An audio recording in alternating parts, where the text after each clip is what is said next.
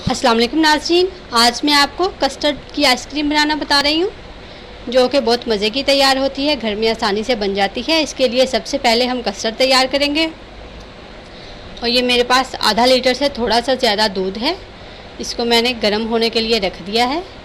ये दूसरी दफ़ा गर्म हो रहा है, इसलिए इसके ऊपर ये घी की तह आ गई है। दूध में मैंने चीनी भी शामिल कर दी है। आप चीनी हस्बे ज़ायका इस्तेमाल कर सकते हैं। दूध में बॉयल आ गया है, दूध हमारा उबलने लगा है। अब इसमें मैं ये कस्टर्ड पाउडर शामिल करूँगी। ये 2 टेबलस्पून कस्टर्ड में मैंने दूध शामिल करके इसको अच्छी तरह से हल कर लिया है।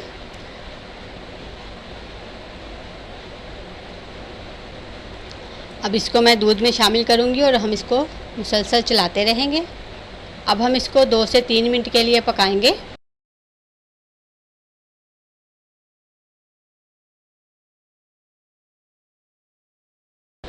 कस्टर्ड हमारा पक गया है। अब हम इसको ठंडा होने के लिए रख देंगे। ये मेरे पास दूध की मलाई है। ये आप अपनी मर्ज़ी के मुताबिक कम या ज़्यादा इस्तेमाल कर सकते हैं। अब इसको मैं ब्लेंडर में डाल के पहले ब्लेंड कर लूँगी। अगर आपके पास बीटर है तो आप ये काम बीटर से करें। मेरे पास बीटर नहीं है, इसलिए मैं इसको ब्लेंड करूँगी। ये इसमें मैंने मलाई शामिल कर दी है और अब हम इसको अच्छी तरह से ब्लेंड कर लेंगे। इसको मैंने ब्लेंड कर लिया है। अब इसमें मैं ये कस्टर्ड शामिल करूँगी। कस्टर्ड हमारा ठंडा हो गया है।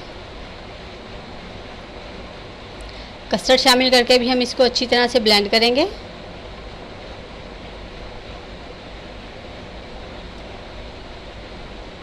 और ये इसको मैंने अच्छी तरह से ब्लेंड कर लिया है। अब हम इसको एक कंटेनर में डालेंगे। कंटेनर हमने एयर टाइट लेना है।